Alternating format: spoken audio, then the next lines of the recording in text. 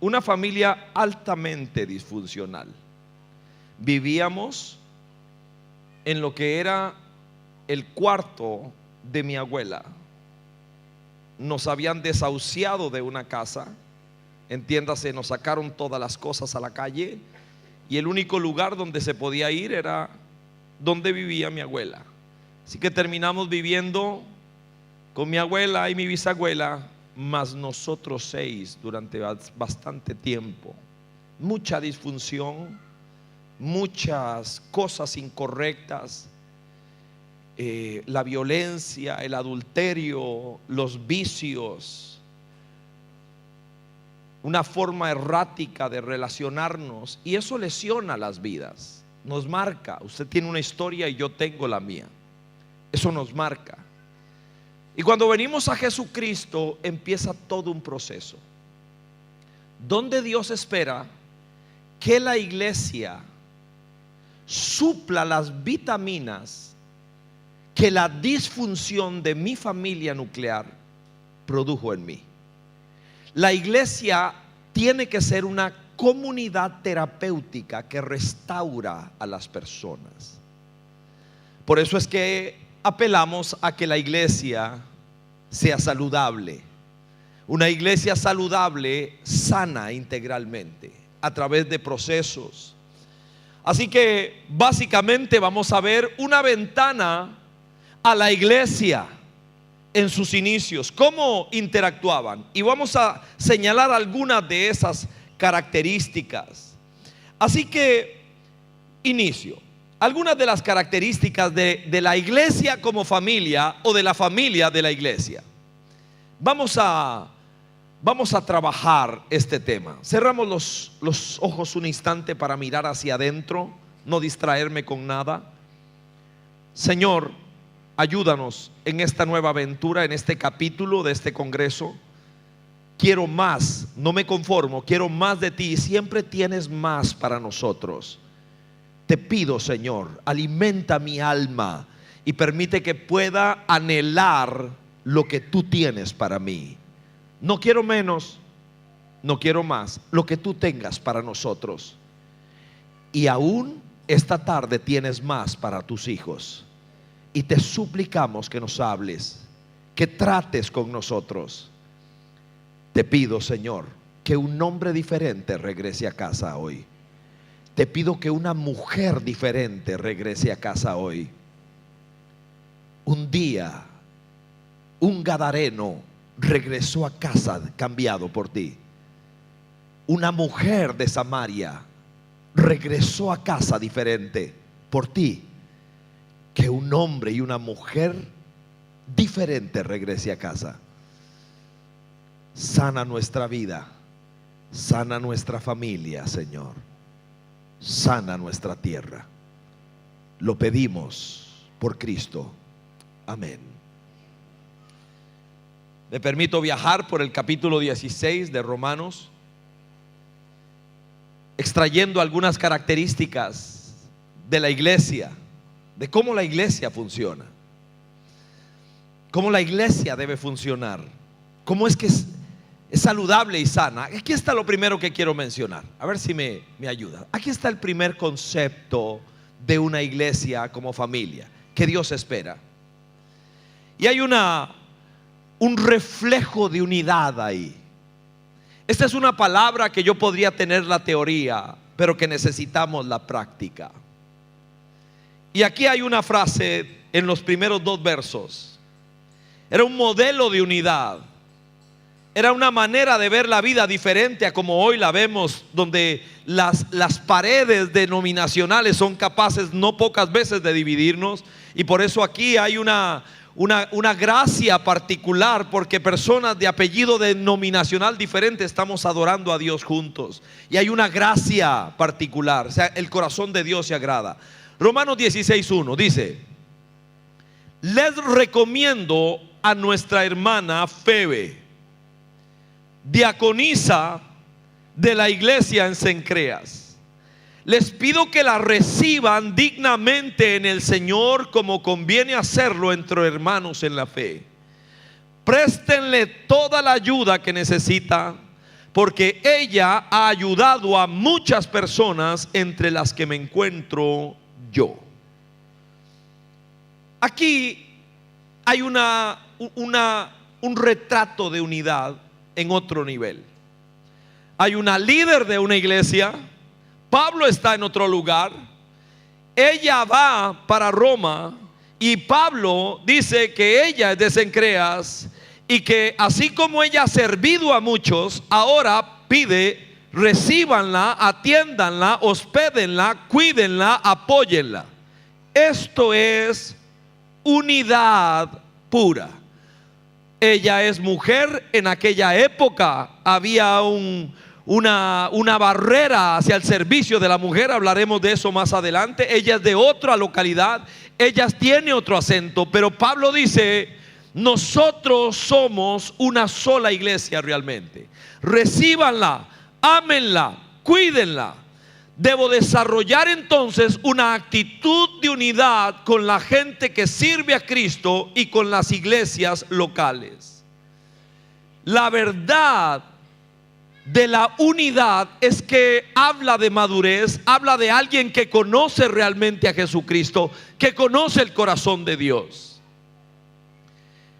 En algún momento, nuestra iglesia local hace misiones y uno de los países de misión es Cuba. Hemos estado durante muchos años sirviendo a la iglesia en Cuba y apoyándolos en extensión misionera dentro de Cuba. Por la gracia de Dios ya se nos ha permitido plantar varias iglesias allá en la isla. Así que conozco Cuba, conozco la iglesia cubana, muchos años, 15 años viajando prácticamente una vez por año. En algún momento fui vetado por el gobierno cubano y eso me ha puesto complejidades para entrar a la isla, pero ingresamos a través de otras personas, de otros servidores de Dios. Y cada vez que uno va a Cuba, uno aprende. Es un seminario poderoso en muchos sentidos. La unidad es uno de ellos. Un día regresaba de la ciudad de Morón, donde teníamos nuestra base de trabajo con una iglesia metodista, y regresábamos de Morón a La Habana y pasamos por una ciudad turística llamada Varadero, muy famosa. Y el pastor Jorge, que me traía de regreso, me detiene frente a un templo católico y me dice: quiero contarte una historia real. El gobierno cerró el templo de las Asambleas de Dios. No recuerdo las razones. Clausuró el templo de las Asambleas de Dios ahí en Varadero. Lo cerró, no se podía utilizar. Así que ellos entraron en angustia, no tenían dónde reunirse ya para el otro fin de semana. ¿Quién apareció en escena en la casa del pastor? El sacerdote católico de esa iglesia. Tocó la puerta y le dijo: hermano, supe que te cerraron el templo y que no tienes dónde reunirte. Quiero que sepas que desalojé un ala de nuestra capilla.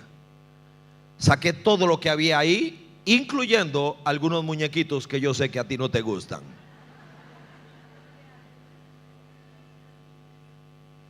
Quiero que sepas, hermano, que mientras no tengas dónde reunirte, puedes reunirte ahí si quieres. Y yo me quebré a llorar. Yo conocí a Cristo dentro del movimiento carismático católico. Después di un salto cuando conocí a Giselle, hija de pastor. Pues ella me invitó a conocer la comunidad a la que pertenecía. Pero yo conocí a Jesús ahí, en el movimiento carismático católico. Así que cuando oí esa historia, que yo sé que le hace circuito a mucha gente, ese día recibí una gran lección. No conocí ni al pastor ni al sacerdote, solo me enseñó y tengo la foto de aquel templo católico. Ahora la pregunta es con usted y conmigo. Si yo sé reconocer a alguien que tiene el mismo espíritu que yo. A veces no tenemos la misma forma. No tenemos. Nosotros pensamos que un evangélico tiene que tener cierta pinta. Pensamos que tiene que hacerse de cierta manera. Me siento muy cómodo acá de ver a Pablo en tenis y a gente. Me siento cómodo porque así soy yo. Yo no soy diferente. Me siento muy cómodo. Pero también sé respetar, porque hay lugares a los que llego donde hay que ponerse una corbata. Y pregunto siempre ¿cómo tengo que ir? Y bueno, pues desempolvo la corbata que tengo y la traigo al viaje y me la pongo, porque no quiero desentonar. Respeto la pluralidad en el reino. La primera vez que prediqué, muchos años atrás, en la iglesia donde nací, donde crecí más en el Señor, una iglesia cristiana llamada Centro Cristiano de Guadalupe, allá en San José, el pastor me dio la oportunidad de predicar y me puse lo mejor que tenía. Pero yo no siempre fui deportista, siempre fui de sport, no tenía ropa seria, así que tenía unos zapatos de lona blanco, un pantalón blanco bombacho marinero y una camiseta así roja de rayas con un cuello marinero blanco. Era lo mejor que tenía. Así que me puse eso y llegué a predicar. Y la esposa del pastor se acercó a mí y me dijo: andas muy bien para ir al estadio, pero no para predicar. Porque se supone que hay una forma. Dios sigue mirando lo que nadie mira. Mira dentro de las personas, aquí adentro del corazón. Puede haber una forma y otra, pero cuando se habla de unidad, es alguien que es capaz de pasar por encima de lo aparente.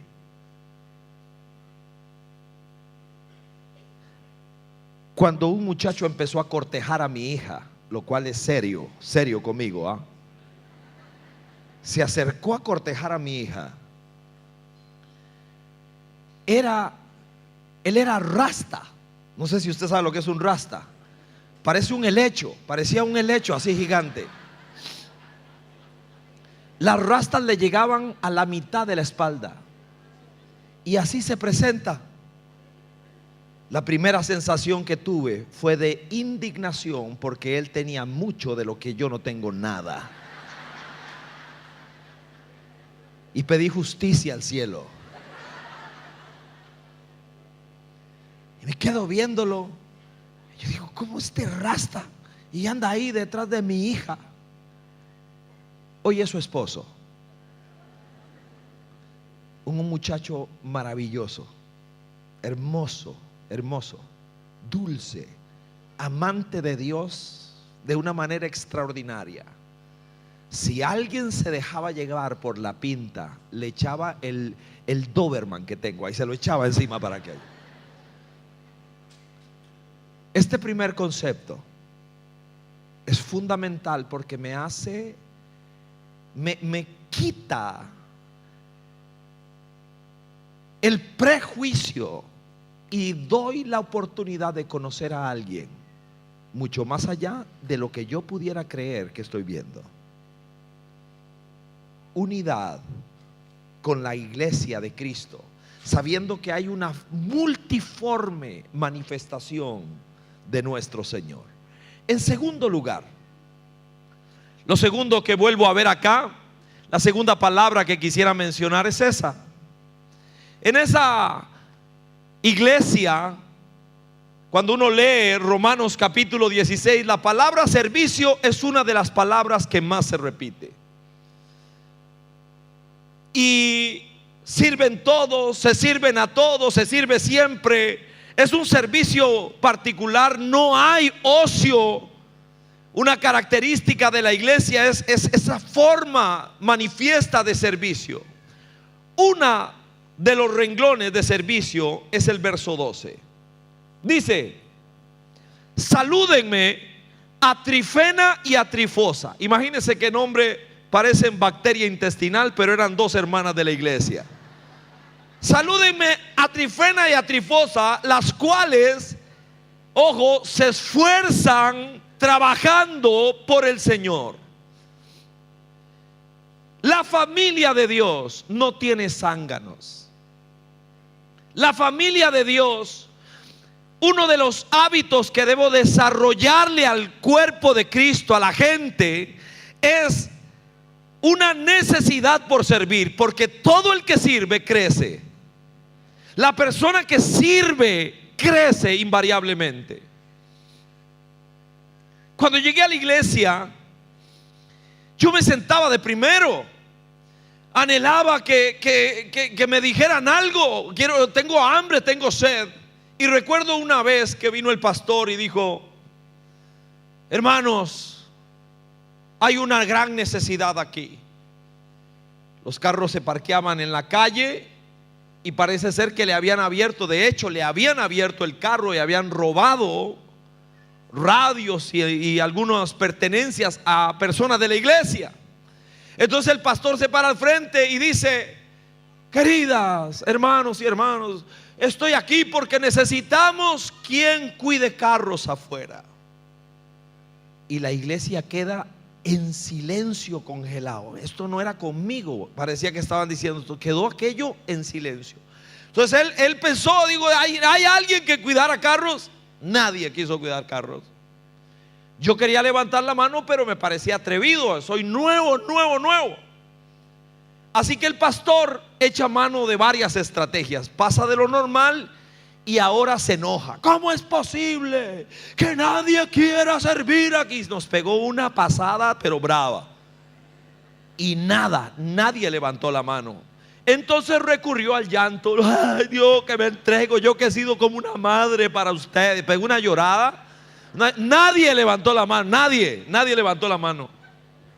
Aquello se cortaba el aire así porque fue una reacción extraña. Se espera que alguien levante la mano, pero bueno, ya en ese punto dije: esta es la mía. Así que yo levanté la mano. Qué alegría la del pastor.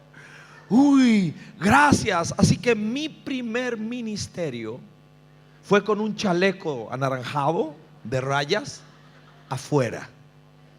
Yo me paseaba por la calle y oía el mensaje desde la acera. En el ejercicio de mi primer ministerio, nadie se robó nunca más un carro. Nadie los abrió. Yo conocí a algunos de los maleantes del parque que andaban por ahí, así que cuando los veía, ¿qué pasó? Era como un perro bulldog cuidando los carros de mis hermanos en la fe. La manifestación de servicio, escuche, normalmente ocurre cuando alguien se vuelve muy sofisticado. No termina aprendiendo a servir. Entre al servicio por la primera avenida que Dios le presenta.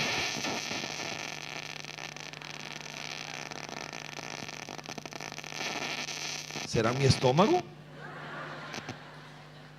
Entre al servicio ministerial por la primera avenida. Y alguien dice: pero jamás, ¿cómo va a decir una cosa como esa?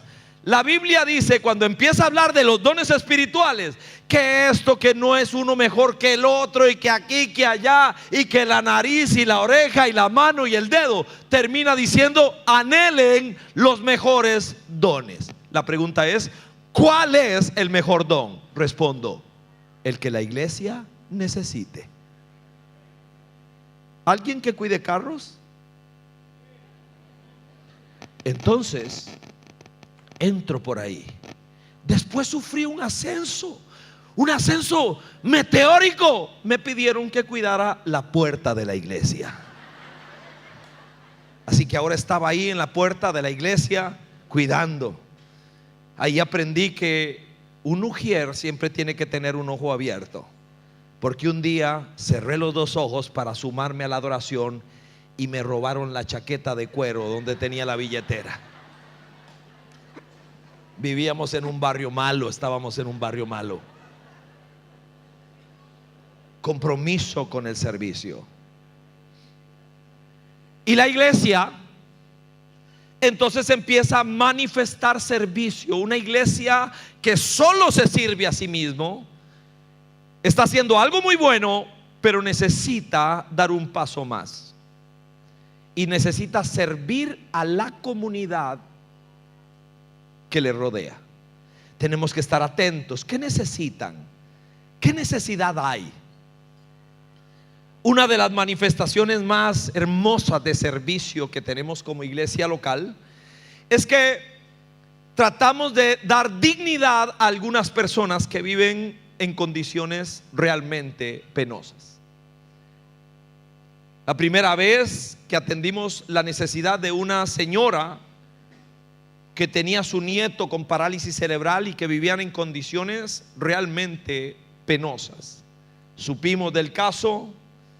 Nos fuimos para allá, hablamos con la señora, conocimos a su familia extendida y decidimos construirle su casa. Suena muy ostentoso, pero realmente es un cuadrito, pero decente. Es una casa hecha ahí de manera sólida, pero pequeña, en el campito donde ella tenía. Ella vivía en una villa de mucha pobreza.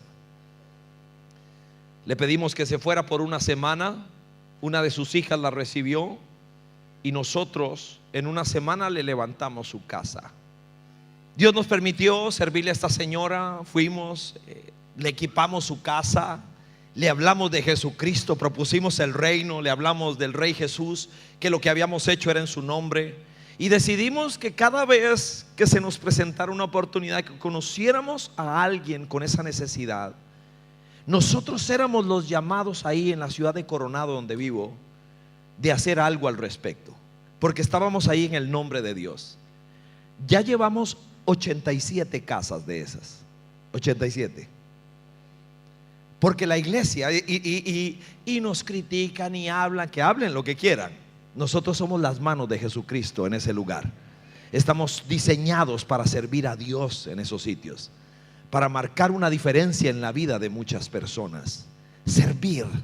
Propusimos que nadie va a tener hambre en Coronado mientras nosotros estemos aquí. Nadie. Todos los días jueves, toda persona que tenga necesidad de alimento pasa a nuestra iglesia por una bolsa con los alimentos básicos. Y nos dicen, que hay alguien que abusa. ¿Qué voy a hacer? ¿Qué voy a hacer? Si alguien abusó, ese será su problema. Nosotros preferimos darle a alguien que no necesitaba que privar a alguien que sí necesitaba de lo que requería. Y lo hacemos en el nombre de Jesucristo. La iglesia tiene que tener un impacto integral en su comunidad. Sigo avanzando. Vamos con la otra palabra. Esta palabra es fundamental. Alguien cree que es producto de las nuevas ideologías. No hay movimiento en la historia que haya reivindicado a la mujer como el cristianismo. El cristianismo realmente ha traído dignidad. Cuando uno vuelve a ver el capítulo 16 de Romanos y ve la cantidad de mujeres que servían ahí, que son parte de la comunidad, es extraordinario. Uno de los puntos más dramáticos de esta verdad de la iglesia como familia es el verso 7. El verso 7 es producto de controversia, pero realmente quienes tienen que probar lo contrario son quienes adversan lo que yo voy a plantear acá. En el verso 7, lo que se dice allí es extraordinario. Dice: saluden a Andrónico y a Junias, mis parientes y compañeros de cárcel, destacados entre los apóstoles y convertidos a Cristo antes que yo. ¿Dónde está el drama ahí? Según los eruditos, la arqueología, en archivos de todo tipo, no hay un solo hombre en la antigüedad que se llame Junias, ni uno. Junias es nombre de mujer. Puede revisarlo. Usted tiene que irse de acá y checar lo que le estoy diciendo. Junias era una mujer. ¿Qué dice ahí?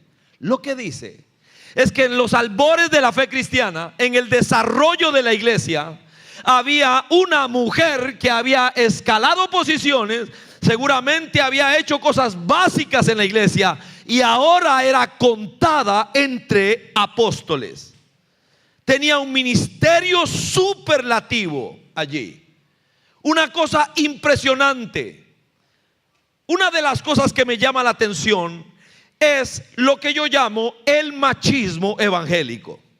Venimos del mundo con una mentalidad machista y entonces en la iglesia, por falta de renovación, se limita el desarrollo ministerial de las mujeres y empieza casi que de manera extraña y rara cuando aparece un ministerio de una mujer, y las formas en que se habla de esto, en que se manifiesta, son enormes. Y entonces se hace teología, que Pablo dijo esto, que Pablo dijo aquello. La palabra de Dios nos enseña que entre hombre y mujer son absolutamente iguales. La creación dice los hizo hombre y mujer. La creación es el primer argumento. El segundo argumento es la redención. Dice Pablo en Gálatas: ya no hay judío, ya no hay griego, ya no hay esclavo, ya no hay libre, ya no hay hombre, ya no hay mujer. Todos son iguales. Y el tercer argumento es la unción. Creación, redención y unción. En los postreros días derramaré de mi espíritu sobre toda carne. Y eso lo que significa es hombres y mujeres, sobre mis siervas y sobre mis siervos, sobre jóvenes, jovencitas, derramaré de mi espíritu sobre ellos. La unción. El judaísmo circuncidaba varones, el cristianismo bautiza hombres y mujeres. Así que de un momento a otro la pregunta tiene que hacerse: en una familia de la fe, si estoy permitiendo que la vitamina que Dios solo le ha dado a las mujeres sea inyectada a la comunidad a través del ejercicio de su ministerio. Cuando solo hombres tienen manifestación ministerial, la iglesia va a sufrir anemia, porque hay vitaminas que Dios le dio a las mujeres, y quien tiene que creerlo en primer lugar es usted, mi estimada dama que está acá.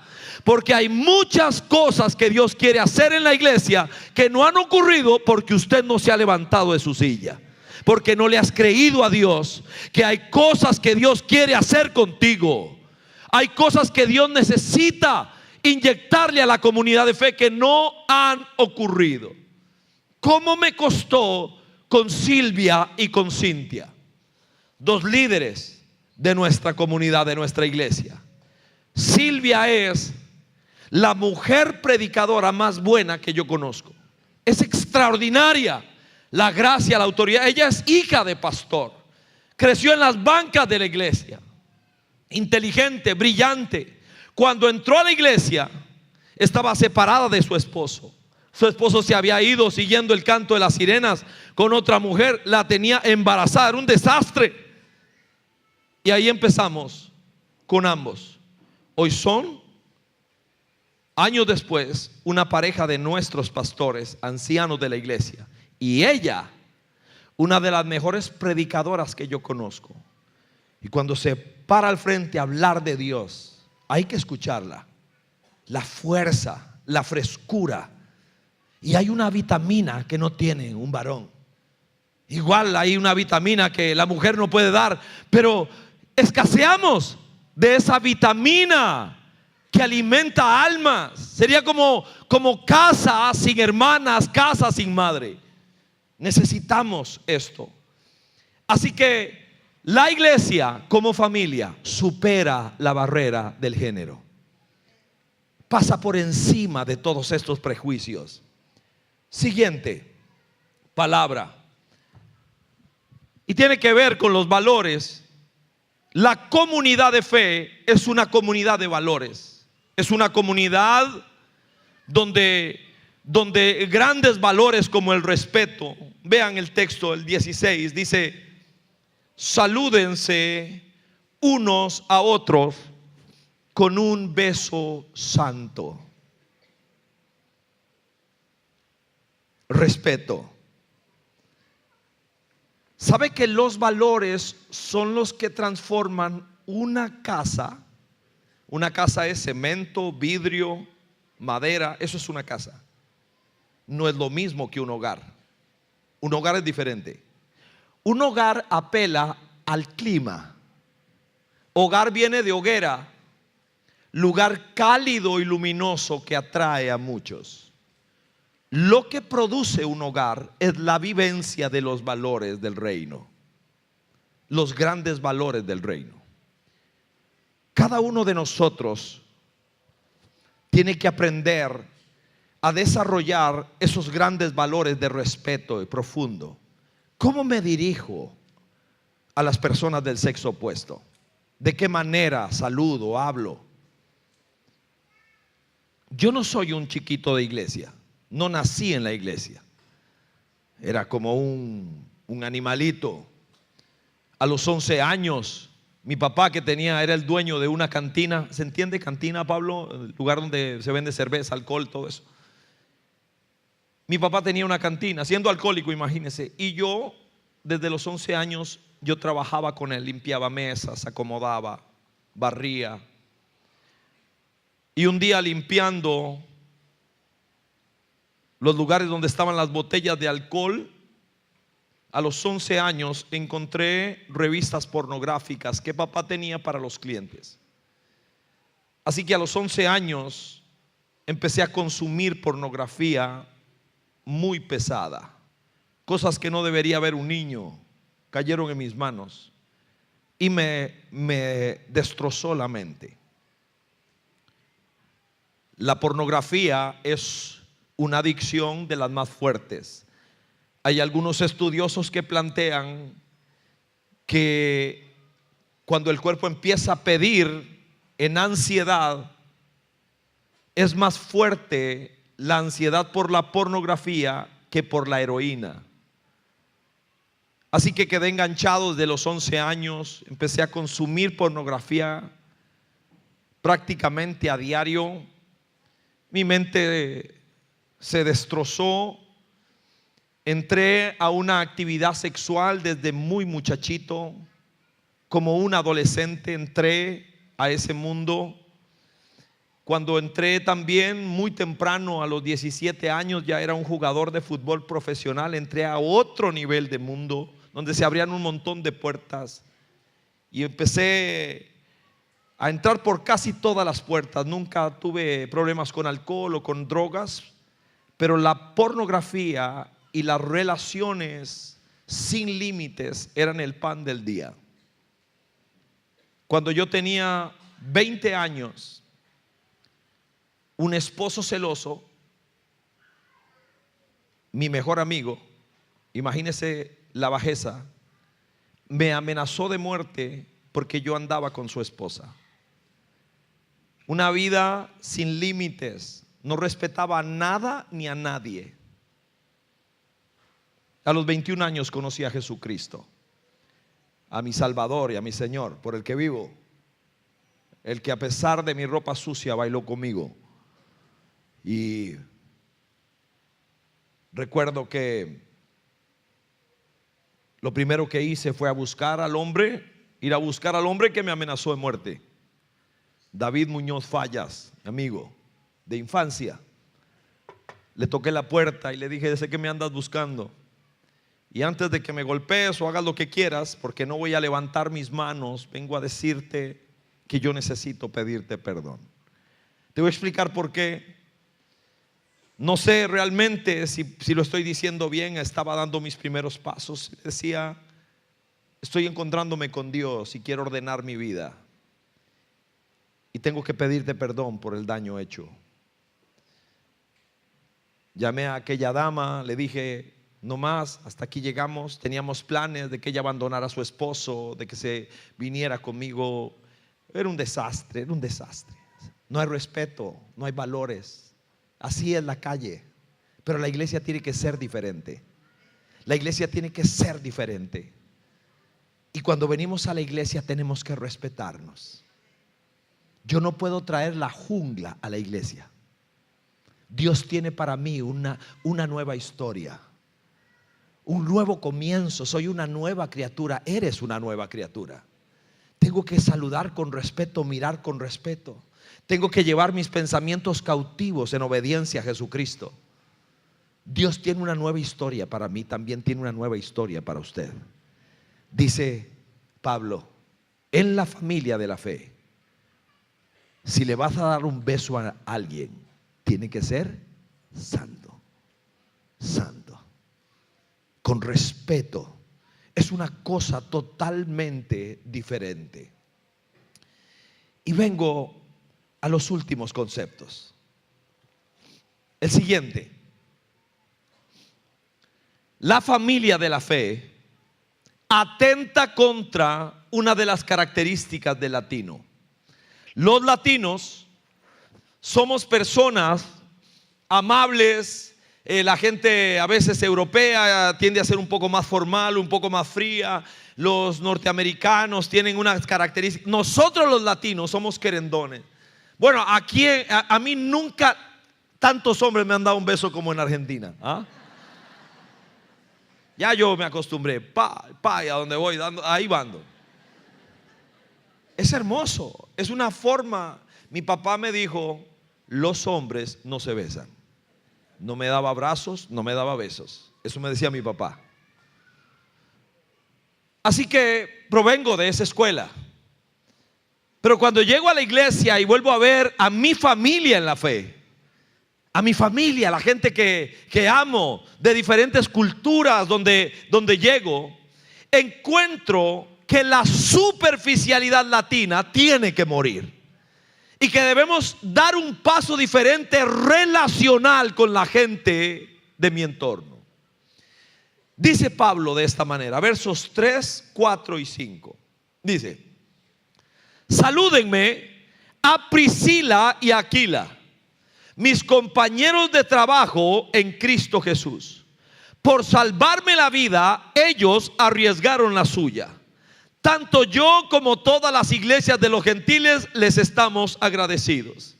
Saluden igualmente a la iglesia que se reúne en la casa de ellos. Este es un retrato de profundidad. Priscila y Aquila dice que su relación con Pablo era más que Dios te bendiga, varón. Fue una relación donde arriesgaron el pellejo, la vida, donde invirtieron su vida por el otro.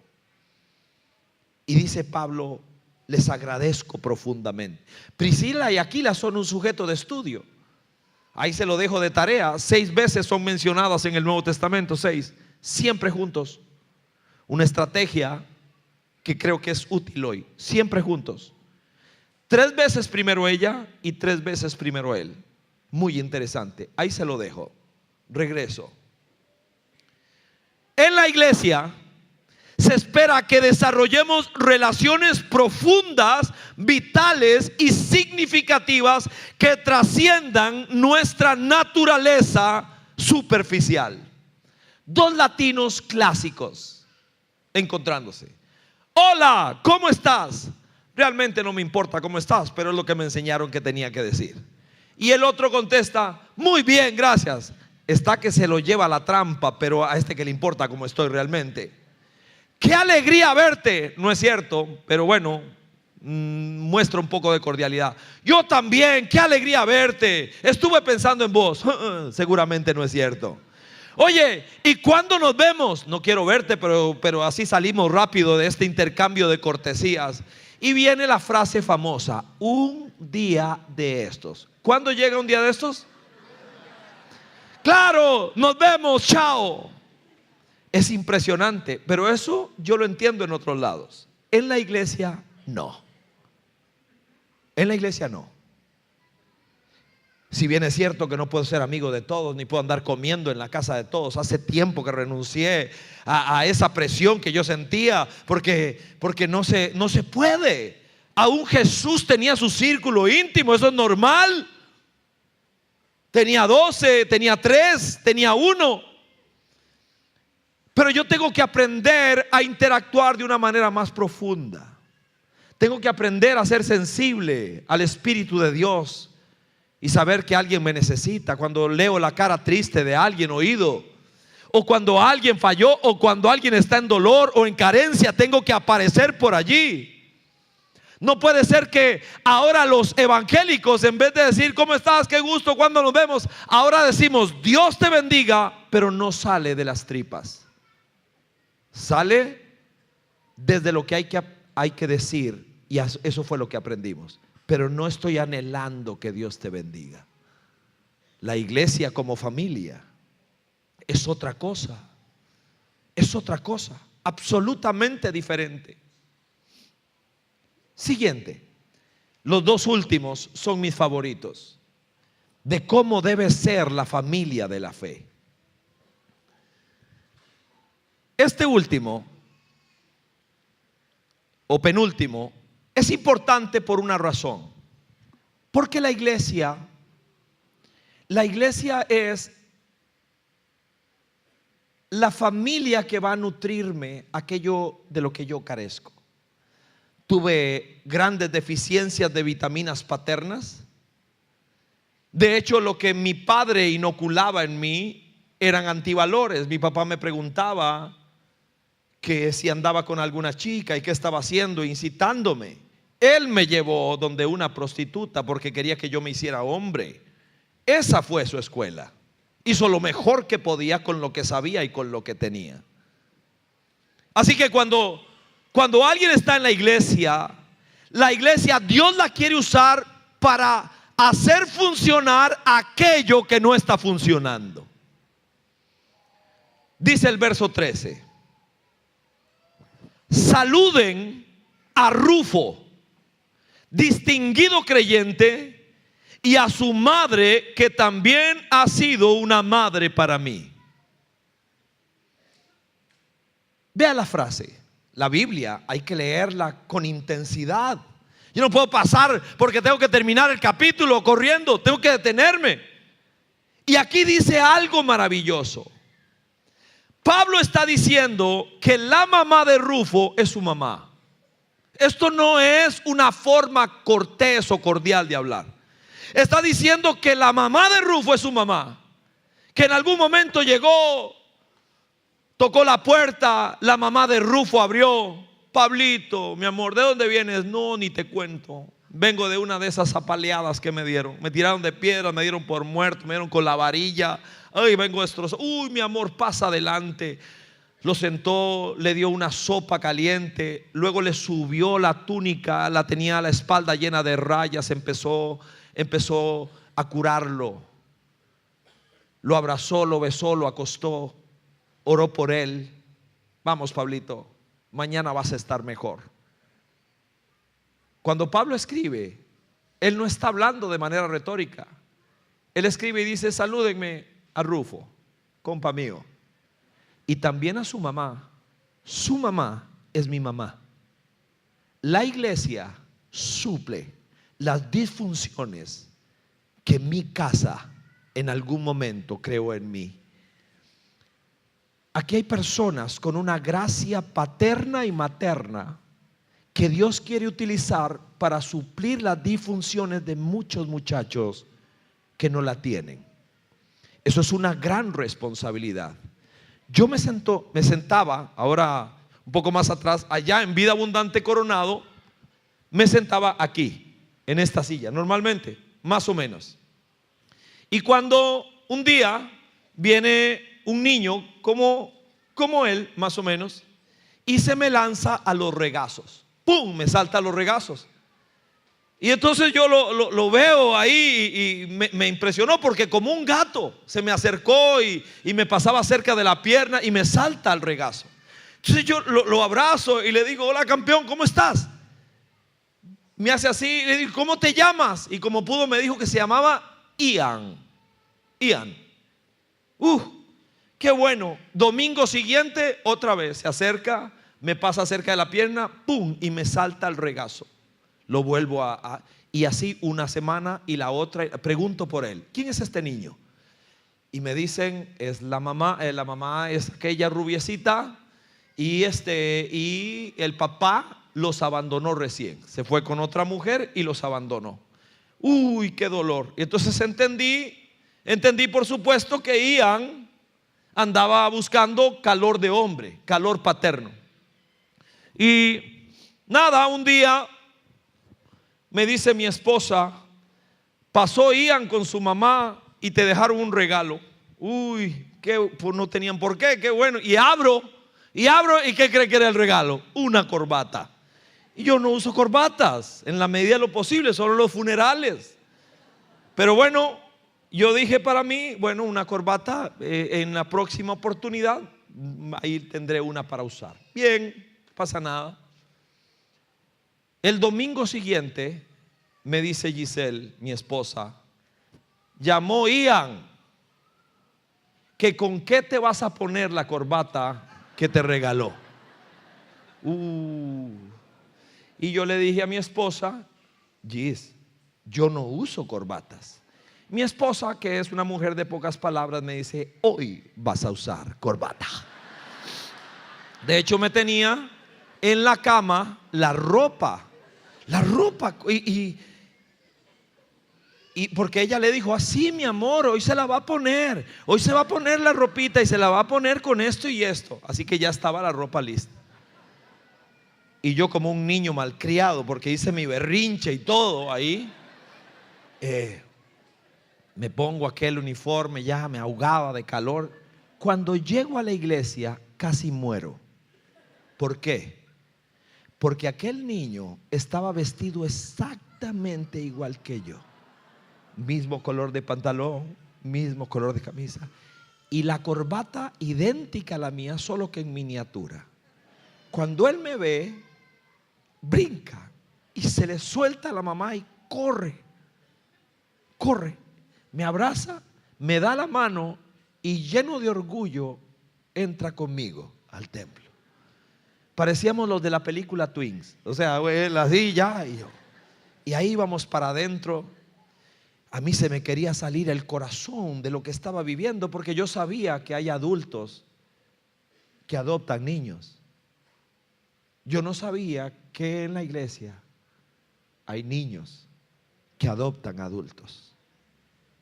Y ese día lo descubrí. Descubrí cómo es la familia de Dios. Descubrí la responsabilidad que tengo. Ahora entiendo por qué hay algunos jovencitos que se me acercan, ya no pequeñines como Ian, y me doy cuenta que andan buscando el calor de un hombre que los ame como padres. Y tengo decenas de esos. Soy consciente de eso. Pero mi tema es que usted sea consciente de eso. Que hay muchachos aún en tu familia que andan buscando una vitamina y ellos no lo saben expresar. Los años han pasado. Cuando Ian cumplió 18 años, me pidió que dijera unas palabras en la fiesta de él. Cuando iba a tener novia, quería que yo le diera mi opinión. En las últimas elecciones, que fueron muy reñidas, me llamó porque quería saber qué pensaba yo desde el punto de vista político. Hemos caminado todo el sendero. Un día de estos estamos para ir a almorzar juntos. La familia de la fe. Y por último, con esto concluyo. Amigos por encima de clase y raza. Este es uno de mis pasajes, de mis textos favoritos. Me emociona el cristianismo. Dice el verso 22: yo, Tercio, que escribo esta carta, los saludo en el Señor.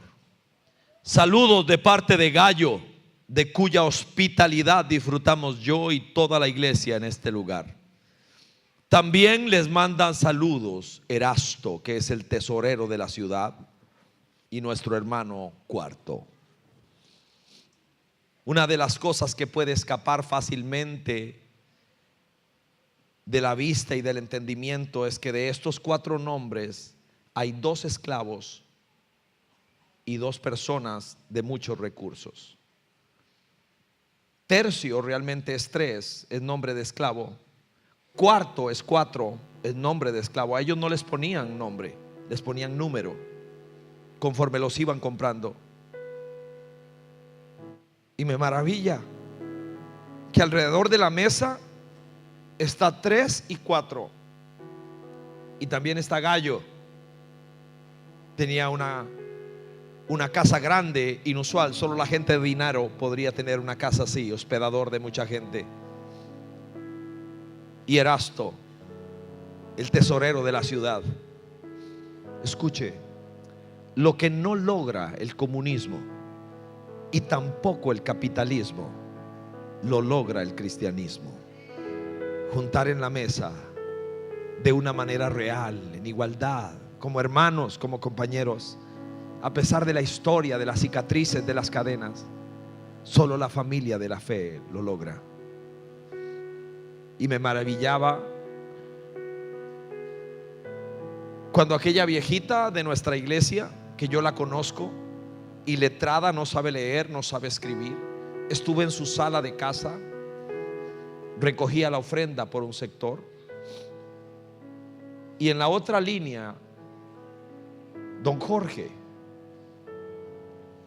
un ingeniero afamado, dueño de una fábrica de cemento, de una compañía constructora, un hombre millonario, y los 2 recogían la ofrenda, uno por cada sendero. Esa es la iglesia. Salúdenme a ellos. Yo tercio, 3 les manda saludos, 4 les manda saludos. Erasto, Gallo les manda saludos. 2 esclavos y 2 ricos. Así es la familia de la fe. Es un lugar diferente, es un lugar maravilloso. Por eso necesitamos que sea sana, necesitamos que sea saludable. No podemos permitir que se nos vaya entre los dedos. Así que en medio de esto me gusta el verso con el que termino, el verso 20. El verso 20 es una declaración, una herencia de una iglesia que es verdaderamente una familia. El verso 20 dice: muy pronto el Dios de paz aplastará a Satanás bajo los pies de ustedes. Una iglesia victoriosa es una iglesia que es familia, funcional, saludable, hermosa, fresca. Es un lugar donde quiero estar. Me gusta cantar, me gusta escuchar el mensaje, pero me encanta interactuar con mi familia de la fe. Me gusta compartir con ellos, me gusta hablar con ellos, que me corrijan, que me digan qué piensan. El día que estuve mal, invariablemente estuvieron ahí. Ahí estuvieron, mi familia en la fe, los míos y los suyos. Eso se cultiva, eso se cose con el tiempo. Le pido que se ponga de pie.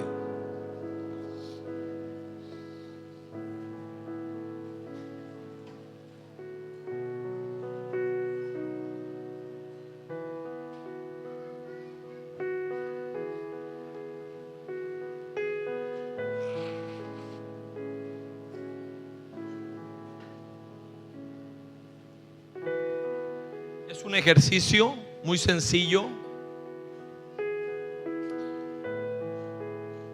Es con la mano. Una vez que lo hagamos, terminamos. No es un juego, es real. Yo necesito siempre formas visuales de recordar cosas. Y quisiera que me pueda acompañar en este ejercicio.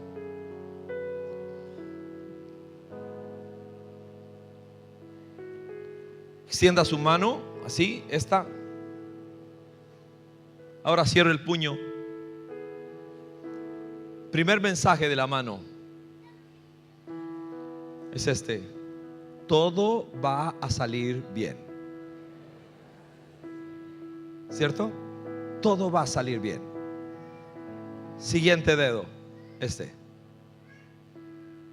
No importa cuánto logremos, qué tan lejos lleguemos, todos los éxitos que tengamos, a Dios siempre toda la gloria y la honra para Él. Siempre. Nuestra canción es solo para Él. El dedo que sigue no lo puede mostrar solo, porque es muy feo, es de mal gusto. No puede hacerlo solo. Lo haces en puñito así. Todos. Solo podremos lograrlo como familia. Solo juntos. Solo en equipo. Solo la comunidad lo puede lograr. Solos, muy poco. Juntos, todo. Tercero, cuesta levantarlo. Cuesta levantarlo, pero haga un esfuerzo. Solo podremos con un compromiso profundo. Ahí yo me pongo mi anillo de matrimonio. Compromiso profundo. Y por último, ahora sí, el último. Nunca nos olvidemos de los más pequeños, de los más frágiles, de los más débiles. Nunca, nunca, nunca. Señor, bendecimos tu nombre y te damos gracias por este momento. Gracias porque alguien escogió la escuela de María y no la de Marta. Por eso estás aquí. Hay mucho que hacer, pero hoy hemos escogido la mejor parte: estar a tus pies, Señor, y escuchar tu palabra. Aquí estamos, Señor. Gracias por hablarnos, gracias por tratar con nosotros, gracias por cada canción, gracias. Gracias por la oración, gracias por todo lo que nuestros niños han aprendido. Gracias, Señor, por la camaradería, por el compañerismo en el tiempo de la comida, por hablar, conocer a alguien nuevo. Gracias, gracias. Gracias por este lugar que nos es facilitado para que nos reunamos. Bendecimos esta casa y a quienes aquí pertenecen y a su pastora. Bendecimos este momento. Y ahora lo que yo te pido, Señor, quiero ser alguien que contribuya a que la familia de Dios sea mejor. Quiero ser una persona que sume. El día que diga Dios te bendiga, saldrá de mi corazón. Cuando pregunte cómo estás, será de verdad. Y te pido que me ayudes a reconocer a ese pequeñín que tú esperas que yo le inyecte una vitamina paterna o materna.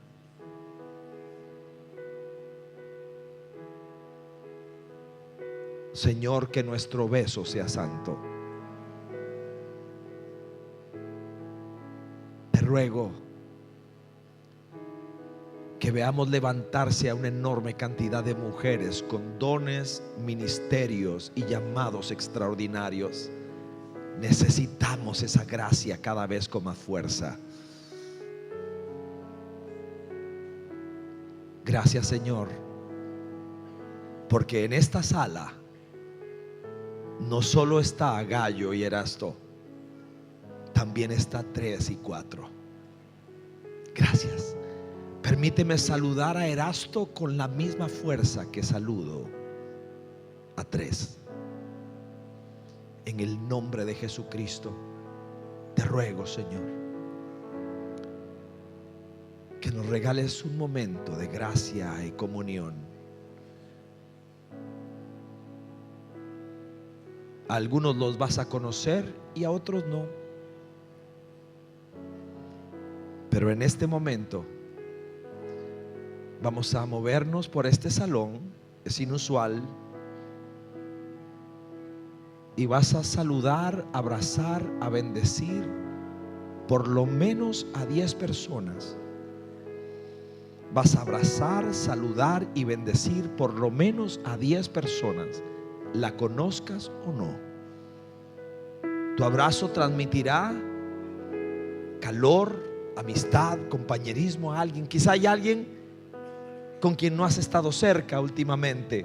Hay algunas barreras, hoy se caen, hoy se rompen, hoy se rompen. A alguien tendrás que darle gracias por algo que hizo en algún momento y quizá quieras reiterarle tu gratitud. En este momento, en el nombre de Jesús, rompa filas y búsquese por lo menos a 10 personas. Rompa filas, mi hijo. Y mientras estamos haciendo esto, adoramos a nuestro Señor, ¿sí?